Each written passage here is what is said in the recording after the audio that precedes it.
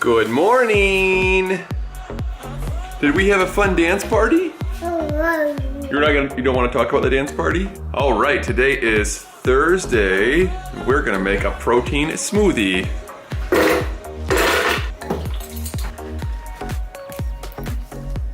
Banana too. We have a little bit early.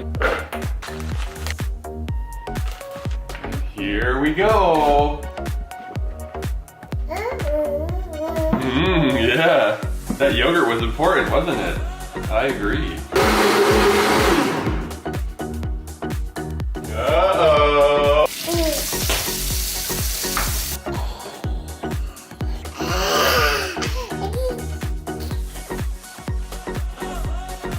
There you go. We just got to the Northridge Mall. It is popping here, which is actually funny because it's Thursday at like noon. Also, check these out. Little beamer action. I actually have to take my computer in, my iMac, because the thing busted on it, so it basically folds forward anytime I'm using it. I'm gonna have them fix that. And also the memory stick reader that I got for the new laptop yesterday. When Sven and I were having our dance party, he broke it. Oh man. Look at these, got some heat in there.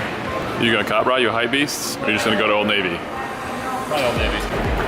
Can I just say how awesome this hat is for Shaq? He's literally on the cover of NBA 2K18 in a Lakers uniform. He doesn't even play basketball anymore. And he played for like 10 teams after the Lakers. He played for like the Celtics, the Heat. I don't remember who else he played for. I feel like there was like 3 or 4 other teams after that. I mean, that ad actually did grab my attention though because it was so weird to see. He played for the Suns. I mean, I do love Shaq, but we're gonna go try this new place today called Freshie. Looks like it's a sweet green, similar style restaurant. I'll show you how it is in just a second. He just got a smoothie. I got a red juice. It has beets in it. You should know, in case you're wondering, beets are very, very good for you. Eat your beets. All right, in case you're wondering, this is how good it was. What's up, guys? All right, I wanted to get back to doing a little bit of Q&A because we have a ton of questions to get through yet, so let's get into this. Lisa, what is Kara and the other bros most excited about regarding your daily vlog? Brandon and Jordan both pride themselves in actually not watching my vlog. When it comes to the benefits to them though, I would say it's definitely that we're traveling more, we're doing more fun vlog-worthy stuff, I guess you'd say. And it's pushing us out of our comfort zone, which is awesome.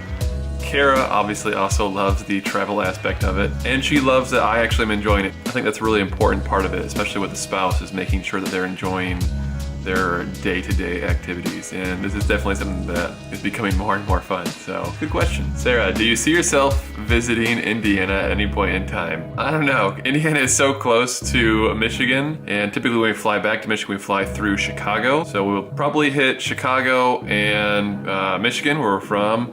Indiana, I don't know. That's not quite far enough. I feel like you might be able to do a cool drive to Chicago or even to Michigan to do a hangout there if you wanted. Okay, next question. Amanda, favorite kind of pizza? Not only kind, pepperoni, etc., but style as well if you have one. All-time favorite, I would actually say, is Giordano's in Chicago. Absolutely amazing pizza. I typically will just do pepperoni and sausage, deep dish, Chicago style. Absolutely love that. Amazing pizza. In fact, I think when we actually do the hangout in Chicago, I'm gonna see if we can do something there because I want that pizza so bad. Funny side note, last time I was there in Chicago, I was meeting with some friends at an agency and brought them Giordano's for a kind of fun lunch meeting and ended up talking so much that I barely got to eating of it. I literally had less than one piece of it before I had to jump back on a plane and leave. So I'm definitely looking forward to Giordano's next time I'm in Chicago. Michael, when are the bros coming back to Grand Rapids, Michigan? July 28th we'll be there. Only for the weekend though, so we're definitely gonna have to arrange a hangout over there. Marcus, when shall you guys be coming to Wisconsin? I need to buy you Car Valley cheese curds.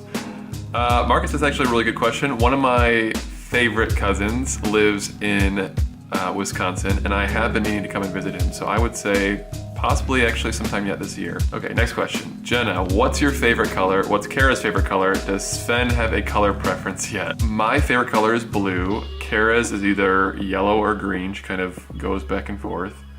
And Sven's is definitely gonna be blue as well. I've already kind of programmed this into him. Also, I bought him a toy kind of car thing that he can ride in, and I wrapped it blue. So it's gonna be blue.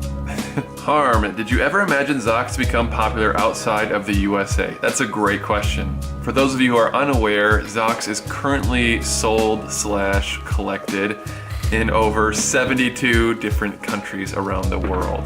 KJ's actually getting excited about that. He's getting very excited. Yes.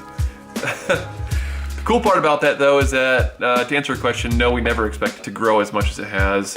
But I think that's a testament to doing things the right way and making sure that the experience is amazing no matter what country it's in, and really taking advantage of things like Facebook and seeing that community grow in a much easier way to manage and having to be in each different country, but instead bringing these people together. I think that's a really cool way to do it. And the other thing I think is actually really cool about that is it allows us to introduce people from all these different countries, where if you haven't traveled outside the US before, meeting somebody who's not from the United States is actually really cool. It really opens your eyes, I feel like, to so many different cultures, and I love that. It's a great question.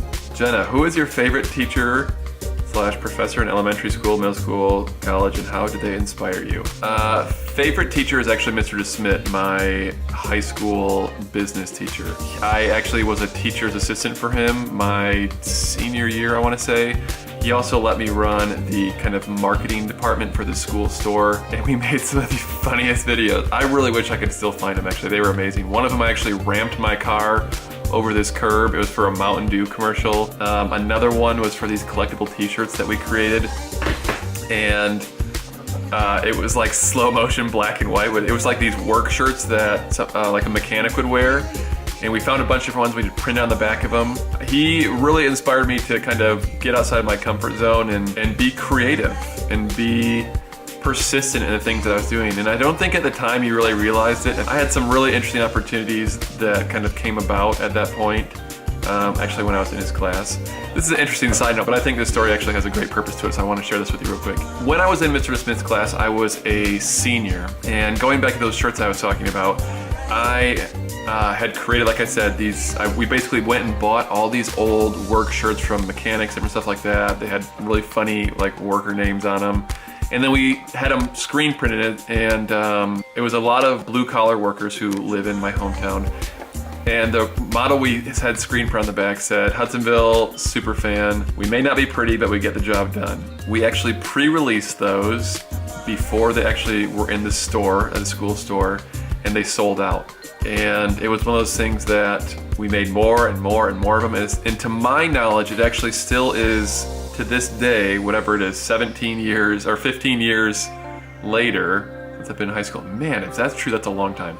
Anyway, to my knowledge, it actually is still the best-selling product in the school store. And I think that kind of opened some doors for me. There was a guy who owned a printing company, a very large printing company in my hometown, and super nice guy. I was friends with his son. He actually had me to his house, and he said, hey, Jason, I was hoping you could help me with some marketing, some branding for this. We're looking to rebrand our company. I was hoping you could kind of help me with this. And me being the very uncouth senior in high school was like, yeah, sure, I'd love to help you with this. Basically locking down myself a job in their kind of ad agency design side of it before I was even graduated from high school. The interesting part about that is I had been kind of interning once in a while at this office already anyway, so I kind of knew some of the people there. And it was really funny because I went in there after this happened and I said, hey guys, I'm not gonna say his name, we'll just say Mr. Johnson. Hey guys, I was over at Mr. Johnson's house last night. Turns out I'm actually getting a job here. Unlike all you suckers that went to college, he just hired me straight out of high school. He actually said your guys' designs suck and that he needs me to come in and help rebrand the entire company and help show you guys what you're doing. Now, needless to say, that did not go over very well with anybody there, and I can totally understand that. And I remember Mr. Smith getting a call from the kind of marketing manager at that company saying, I am going to have a coup on my hands, basically, if I allow Jason to be hired here. Can you please let him know that he's not gonna be able to have the job?